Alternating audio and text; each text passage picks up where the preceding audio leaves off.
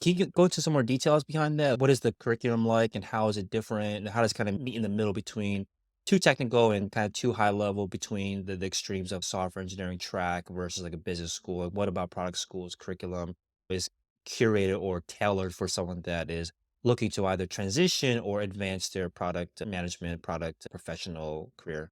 I have a love-hate relationship with traditional education.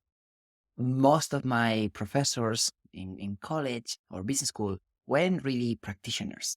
And that was something that I was missing. Of course, I met some good instructors that were also practitioners, but that's one of the things that I wanted to change. Like when I said that I wanted to build a school that I wish I had, it wasn't just because of the topic, it's also because of the format.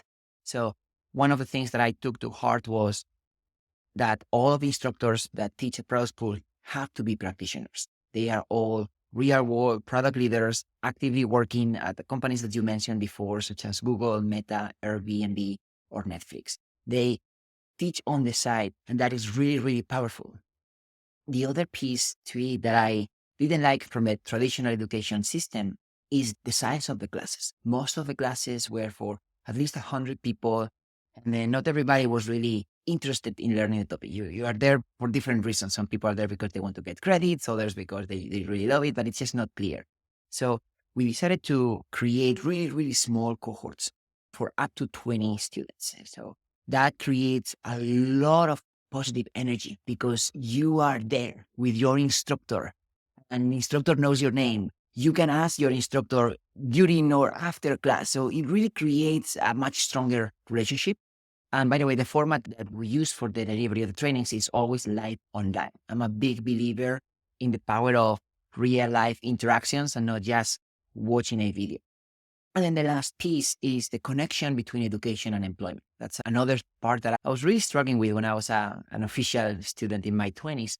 Just, yeah, I was learning all of these topics that someone told me that would be good for me, but I didn't really know how they would really connect to growth in my career. So here at Product School, part of the training is not just about how to build products, it's also how to get a job or a promotion in product and connect you with companies that are actively hiring. Yeah, I think a lot of people that are looking to go to a program like this, or maybe if you're down a software engineering track or thinking about going to software engineering, you go to like a software engineering boot camp. The education is always important and useful and valuable, but the reason why people do it is because they want to see what's the return on their investment. Are they going to get a job or advance their career after this? Is there a shift that happens where the focus is initially on the building the skills for doing the job versus now building the skills to get a job? Like, how's it different? Like, when does that happen in your program? Yeah, it is very different. And I think they're both equally important. You need to know how to do the job and you need to know how to get that job. Otherwise, you'll never get to see results, right? So I would say around 75% of the time is invested into building, like literally building real products. So we guide students through the entire life cycle of a product and we treat them as product managers. They're here to build. It's all action, very little lecture. So examples of the assets that they need to build through the life cycle are the product strategy. They have to break down a strategy into the OKRs or success metrics. They need to round that strategy into a roadmap. They have to create product requirement documents, prototypes. They run experiments and do A/B tests. So the idea is that you're really building. You are not just learning how others build, and you're also getting feedback constantly from mostly the instructor. Then at the end of the program, you get a product that you can add to your portfolio. You can also showcase to a potential employer.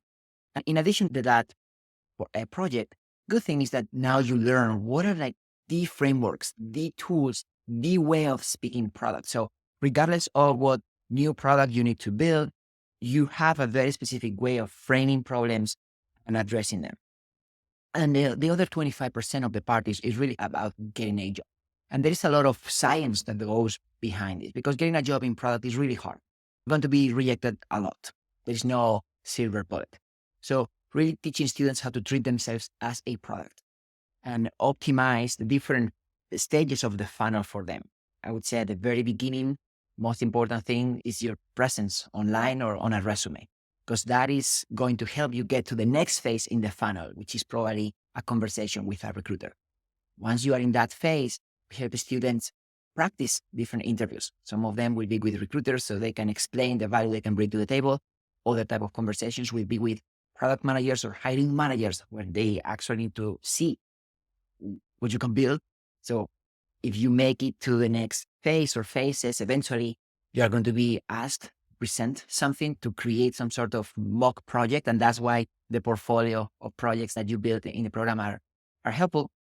And then there is something around strategy that I think students need to understand, which is not all the companies are a good fit for you, the same way you are not the right fit for all of them. So a lot of students would come at the very beginning with expectations such as, well, I want to work at company X.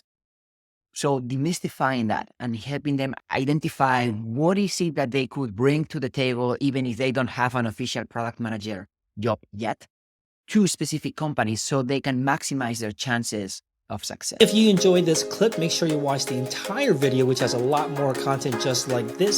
And if you want to make sure you don't miss any of our episodes where we talk to leaders in the tech industry, from software engineers to product managers to engineering managers, make sure you subscribe to the YouTube channel and also click the notification bell. And that's all the time we have for this week. I'll catch you guys on the next episode.